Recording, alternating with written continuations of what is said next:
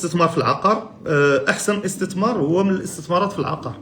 الناس اللي تيقول لك الا تلفتي شد الارض، وهذه مقوله حقيقيه. غير هو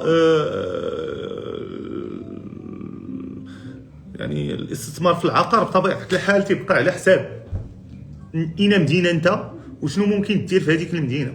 بطبيعه الحال اخويا انا كنعطيك نصيحه ديال واحد شويه كيفهم في العقار وعنده شي شويه في العقار. انا ماشي واحد محترف فهمتي، ولكن غير انا كنعطيك نصيحه بناء على داكشي اللي انا تندير وداكشي اللي شويه تنعرف فهمتي. حيت كاينين الناس بطبيعه الحال اللي واعرين في العقار، واحسن الناس ديما واحد النصيحه بعدا اللي بغيتي تاخذ من عنده الاستشاره خذها هو من هذاك دار الفلوس من ذاك الدومين. دابا انا مثلا بغيت الاستشاره في العقار نشوف شي واحد دار الفلوس في العقار من ذاك الدومين، كان زيرو ودار الفلوس من العقار، ماشي دارها من شي حاجه اخرى وداخل العقار، لا داخل في العقار فهمتي.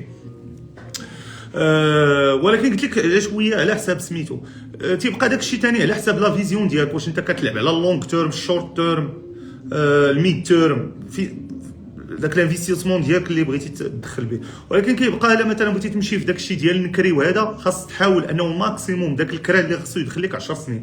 يعني انا حطيت 50 مليون في واحد العقار خاص من هنا 10 سنين تكون دخلات لي هذيك 50 مليون.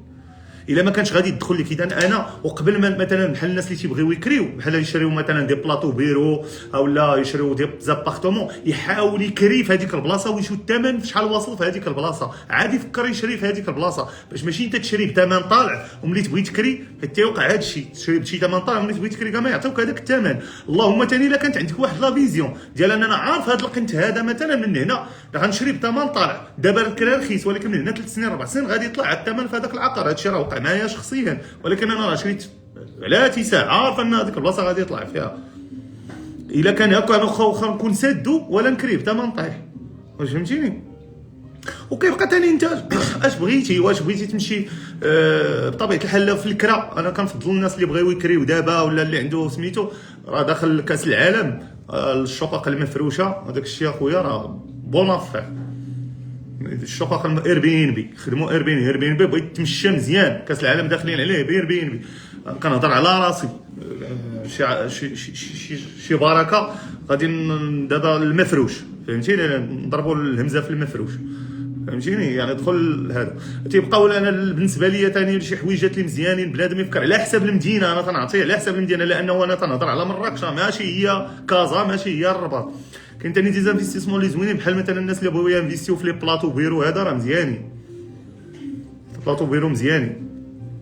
خويا امين واش يمكن ندخل الكراجات؟ خويا امين واش يمكن ندخل ب 3 مليون في العقار؟ لا خويا 3 مليون ما كايناش. المدينه والثمن ديالها في صدقت خويا مونطانا. حاول انه كذلك الا كنتي كتمشي في واحد الانسان اللي كيبغي يكري بحال اير بي ان بي اخويا المدن السياحيه شوف طنجه شوف مراكش اكادير راه سمعت العقار في اكادير اللهم بارك كان الله في عون الناس في اكادير. اخويا اكادير طلع فيها العقار طلع فيها اكادير بزاف، لا هو طلع بزاف اصاحبي. المهم هاد المدن هادو حاول انك تانفيستي فيهم.